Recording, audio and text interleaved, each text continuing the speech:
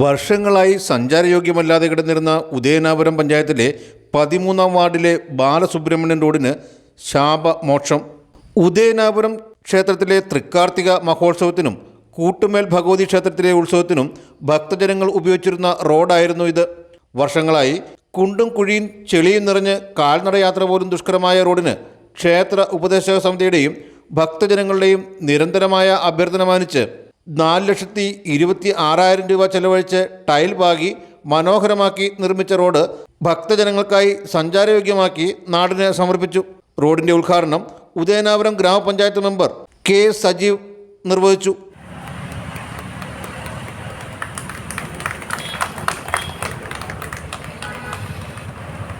പഞ്ചായത്തിൻ്റെ MGNR project ഉൾപ്പെടുത്തി 4,166,000 രൂപ മുടക്കി ഈ റോഡ് വളരെ ഭംഗിയായി ടൈൽ ചെയ്യുവാനുള്ള അവസരം കിട്ടി.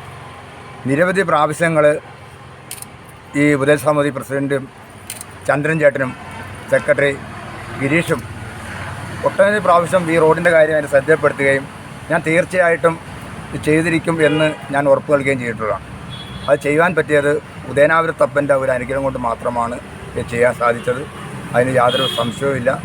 സുബ്രഹ്മണ്യൻ്റെ അനുഗ്രഹത്താൽ ഇങ്ങനെ കാര്യങ്ങൾ ചെയ്തു പോകാൻ പറ്റിയത് എൻ്റെ വലിയൊരു വിശ്വാസമായിട്ട് തന്നെ കരുതുന്നു.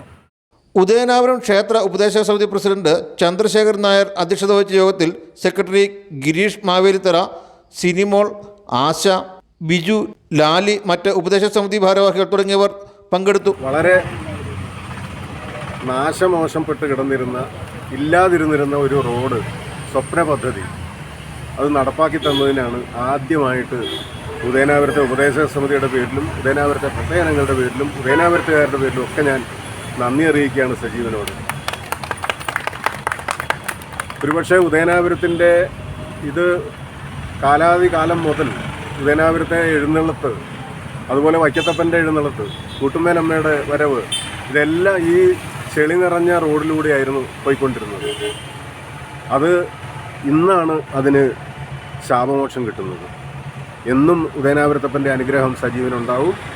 അതുപോലെ തന്നെ പ്രത്യേകമായിട്ട് എനിക്ക് പറയാനുള്ളത്, ഒരു ജനപ്രതിനിധി ഏത് രീതിയിൽ പെരുമാറണമെന്ന് കാണിച്ചു കൊടുത്തിരിക്കുകയാണ് മറ്റുള്ളവർ. Vision news, Vaikom.